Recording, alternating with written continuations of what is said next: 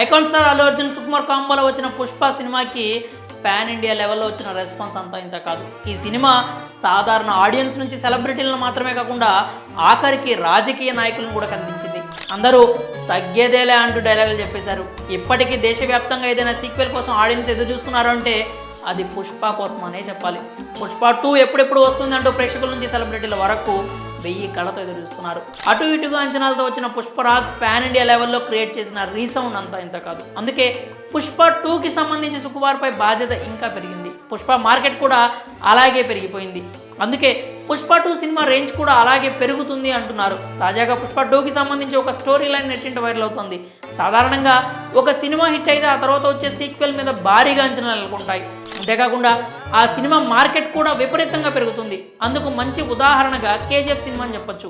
అలాగే ఒక హిట్ అయిన సినిమాకి సీక్వెల్ తీస్తున్నప్పుడు డైరెక్టర్ మీద కూడా అంతే ఒత్తిడి బాధ్యత కూడా ఉంటాయి. దానిని సుకుమార్ పక్కా ప్రణాళికతో హ్యాండిల్ చేస్తున్నట్టు తెలుస్తోంది. నిజానికి అసలు కథ పుష్ప రూల్లోనే ఉంటుందని అందరికీ తెలిసిందే.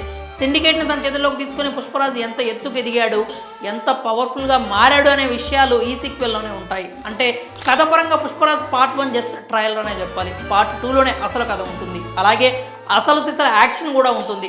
అలాంటి కథను సుకుమార్ అంత సింపుల్గా అయితే తీయడు. పుష్ప సినిమా కథని జపాన్లో జరిగే పెళ్లి వేడుకతో సుకుమార్ స్టార్ట్ చేశాడు. అక్కడ ఎర్రచందనానికి ఉండే డిమాండ్ గురించి ఒక ఉదాహరణ చెప్పాడు. ఎగుమతి అవుతున్న మన దగ్గరే ఇన్ని గ్యాంగులు, ఇన్ని రాజకీయాలు, ఇన్ని గొడవలు జరుగుతుంటే అంత డిమాండ్ ఉన్న జపాన్లో జరగకుండా ఉంటాయా? ఎందుకు? పుష్కలంగానే జరుగుతాయి. అలాంటి మార్కెట్లోకి పుష్పరాజ్ అడుగు పెడతాడని చెప్తున్నారు.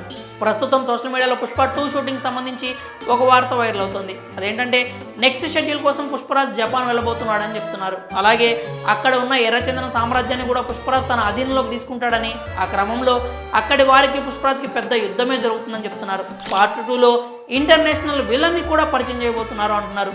ఒక ఎర్రచందనం కూలీ నుంచి పుష్పరాజ్ని ఇంటర్నేషనల్ క్రిమినల్ స్థాయికి తీసుకెళ్తున్నాడంటే కథలో ట్విస్టులు, యాక్షన్ సీక్వెన్స్కు కొదవ ఉండదనే చెప్పాలి. నిజంగా ఈ లైన్ నిజమే అయ్యి పుష్పరాజ్ జపాన్కి వెళ్ళి అక్కడ స్మగ్లింగ్ని కూడా తన చేతిలోకి తీసుకుంటే థియేటర్లో దద్దరిల్లిపోతాయనే చెప్పాలి. సుక్కు ప్లానింగ్ చూస్తుంటే పుష్ప 2 గురి ఈసారి పాన్ వరల్డ్ అని అర్థమైపోతుంది. సీక్వెల్తో వరల్డ్ వైడ్ రికార్డులు బ్రేక్ చేసేందుకు పకడ్బందీగా వెళ్తున్నట్టు తెలుస్తోంది. ఇక ఈ మూవీ రిలీజ్ విషయంలో ఒకంత గందరగోళం నెలకొంది. సినిమా వాయిదా పడుతుందంటూ చాలానే వార్తలు వచ్చాయి. కానీ చివరికి చెప్పిన సమయానికి వస్తున్నామంటూ మూవీ టీం క్లారిటీ కూడా ఇచ్చింది. మరి పుష్ప 2 సినిమా ఎలా ఉంటుందని మీరు భావిస్తున్నారు? మీ అభిప్రాయాలని కామెంట్స్ రూపంలో తెలియజేయండి.